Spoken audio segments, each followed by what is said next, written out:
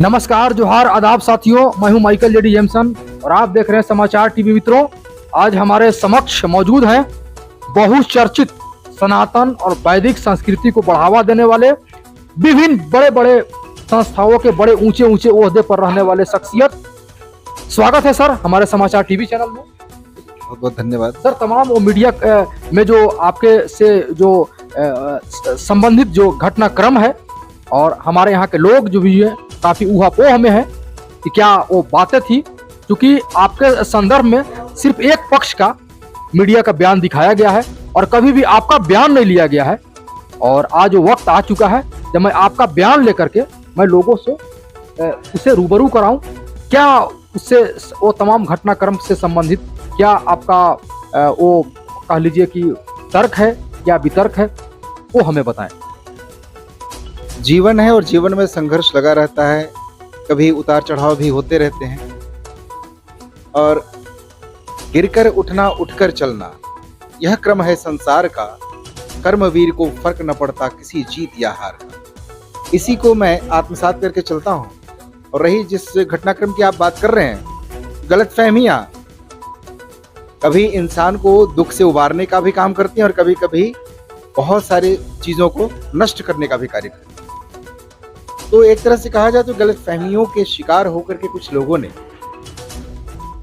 जिस घटनाक्रम का आप जिक्र कर रहे हैं, उन्हें कुछ करने का प्रयास किया। ये उनकी सोच थी, उनका असर था। लेकिन चूंकि अगर मैं सही कार्य कर रहा हूं, सही सोच रखता हूं, सभी को साथ लेके चलने की जो मन में भावना है, उसको कार्य रूप देने की जो चेष्टा करता हूं, तो मैं समझता हूं कि मुझे इस कार्य को कभी भी विराम नहीं देना चाहिए। ऐसा जो आपके ऊपर जो लांछन जो लगाया गया, इसके पीछे इतनी बड़ी कुत्सित मानसिकता के पीछे क्या कारण रहा होगा? वैसे अगर आपका जो सवाल है, इसका जवाब तो या तो जो लगाने वाले हैं वो दे सकते हैं या ईश्वर दे सकता है। हम लोग सिर्फ अनुमान लगा सकते हैं। मुझे लगता है कि जिस हिसाब से हम लोग अपनी भारतीयता को पोषित करने के लिए, भारतीय सभ्यता संस्कृति को पोषित करने के लिए जो मैं कार्य कर रहा हूं, तो कहीं ना कहीं कभी कभी ईर्ष्या भी लोगों को होती है। अगला इतना आगे बढ़ रहा है, प्रेरित कर रहा है लोगों को, तो मैं क्यों नहीं। मित्रों, जिला ही नहीं बल्कि राज्य ही नहीं बल्कि देश लेवल पर अधिकारी, पदाधिकारी, एमएलए, एमपी, मिनिस्टर और तमाम वो बड़े बड़े शख्सियत जिनको इतना इज्जत लोग किया करते हैं और इनका कभी इस तरह का रिकॉर्ड नहीं रहा है, उनके पीछे इस तरह का लोकप्रियता से शायद जो कह लीजिए कि जलने वाले लोगों का शायद यह मानसिकता रहा होगा कि इस तरह का लांछन लगाया होगा। क्या सच्चाई है सर, हमें बताएं। देखिए, मैंने तो अपनी बात रखी कि मैं सही था, सही हूं और सही रहूंगा, क्योंकि ईश्वर की प्रेरणा से मैं कार्य करता हूं। अब रही बात जो लांछन लगा, तो माननीय न्यायालय इसका निराकरण करने में सक्षम है और उसका जो भी निर्णय होगा सर्वमान्य होता रहा है, उसे शिरोधार्य मैं करूंगा।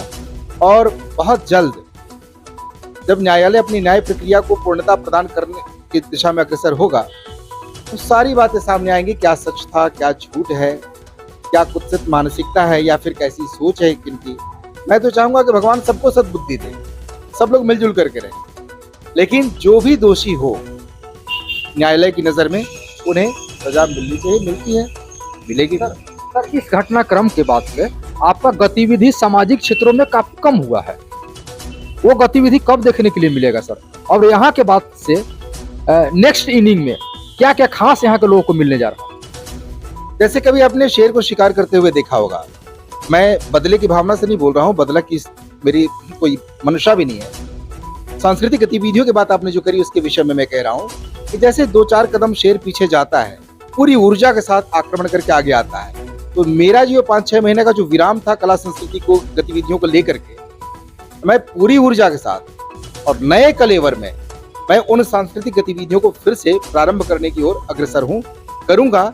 समाज उससे लाभान्वित होगा, सभी लोग उससे लाभान्वित होने के बाद अपने इस धरती यानी गढ़वा की धरती को गौरवान्वित महसूस करेंगे। ऐसी मैं कोशिश कर रहा हूँ, ईश्वर की प्रेरणा से ऐसा होगा भी। जो यह तमाम जो घटनाक्रम जो आपके साथ हुआ, तो इसके पीछे ये समझ लीजिए कि किसका हाथ हो सकता है, कुछ बताएंगे? अभी तो सवाल ऐसा है कि इसका अनुसंधान तो चल रहा है, जिनका भी हाथ होगा वो आप लोगों के सामने जल्द आएंगे। किसी कुछ एक मीडिया के द्वारा, एकाध मीडिया के द्वारा जो है आपके संदर्भ में इस तरह का उसे प्रचारित और प्रसारित करना, और सिवाय बिना आपके बयान के, क्या प्रतीत होता है आपको? मुझे तो लगता है कि अगर पत्रकारिता की बात करें, जो लोकतंत्र के चौथे स्तंभ के रूप में जाना जाता है, निष्पक्ष होना चाहिए। और अगर आप में उस तरह की भावना है, पत्रकारिता का प भी जानते होंगे, तो मेरा यह निवेदन होगा कि आप अगर कोई भी घटनाक्रम हो तो दोनों पक्षों का बयान आपको लेना चाहिए। मैं किसी पे दोषारोपण नहीं कर रहा हूँ। पत्रकारिता का जो मंत्र है या जो उसका उद्देश्य है या उसकी आधारशिला है, मैं उसकी बात कर रहा हूँ। दोनों पक्षों के बयानों को सम्यक रूप से रखना, और फिर जो पत्रकारिता में जो एंकर होते हैं, संपादक होते हैं, जो भी उसको देख रहे हो, उनका अपना कंक्लूजन भी आना चाहिए। और एक चीज और देखना चाहिए कि जिसके ऊपर किसी तरह का कोई आरोप लग गया, तो पूर्व का उसका रिकॉर्ड क्या रहा, उसके बाकी लोगों से संबंध क्या रहे, गतिविधियां क्या रही, उन सब का सम्यक विश्लेषण करने के बाद जो संपादक होते हैं, एंकर होते हैं, उनको अपनी बात भी कंक्लूड करके रखनी चाहिए। क्या इस घटनाक्रम के बाद क्या वो पहले का नीरज श्रीधर कहीं कहीं खो गया है? क्या वही नीरज श्रीधर पुनः आएगा एक नए क्लेवर में और एक नए अवतार में? क्या कुछ होने जा रहा है? क्योंकि लोगों का इंतजार है कि नीरज श्रीधर उस घटनाक्रम के बाद से बैक टू पेविलियन हो गए हैं, कहीं खो गए हैं, उनकी धार कुंद हो गया है। क्या कहना है? पहली बात कि मैंने अपने नाम के आगे स्वर्गीय लगाया बाद में, नीरज श्रीधर स्वर्गीय, और इसके दो कारण हैं। पहला कारण है कि जब से एक ही धरा के पुत्र जाति धर्म के आधार पर विभिन्न वर्गीय हो गए, तब से देखिए हम भी इस मृत्युलोक में रहते हुए स्वर्गीय हो गए।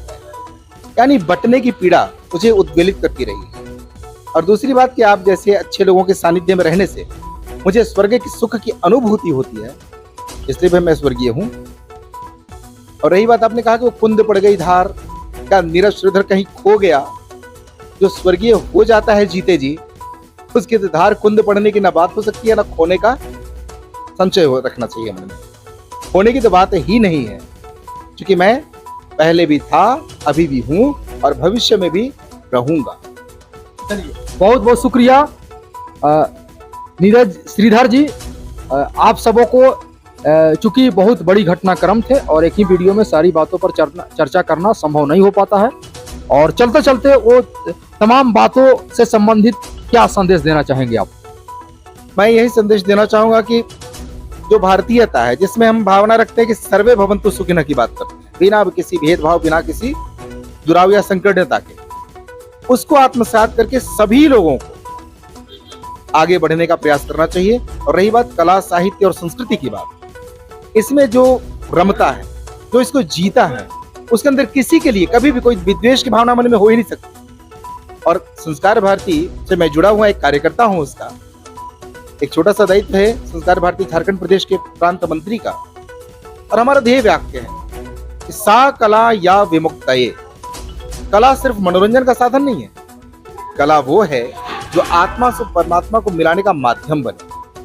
हम उस विचारधारा के पोषक हैं, इसलिए मैं मानता हूं कि जो कलाकार होगा वो कभी आपसी द्वेष आदि की भावना से ऊपर उठ चुका होगा। उसके लिए सब एक जैसे और सब अपने होंगे, और सबको साथ लेने की क्षमता उसके अंदर आ जाती है ईश्वरी कृपा से, और वो चलेगा, समाज सुंदर बनेगा। और कभी भी निराशावादी कलाकार नहीं होता। कलाकार हमेशा आशावादी होता है, अच्छा सोचता है, और अच्छा जैसा हम सोचते हैं, धीरे धीरे ईश्वर भी अच्छा करने की ओर हमें अग्रसर करने लगते हैं और अच्छा होता है। चलिए, शुक्रिया दिल से नीरज श्रीधर स्वर्गीय, जो कि जीते जी स्वर्ग में है, और वो तमाम जो घटनाक्रम है उसका खंडन आज इस वीडियो में हुआ होगा। मित्रों, बने रहिए हमारे साथ। मैं हूं आप सबों का दोस्त, साथी, Humsafar Michael JD Jameson. Son of Jharkhand और कैमरे के पीछे अजय सिंह जी। तब तक जय हिंद, जोहार, धन्यवाद।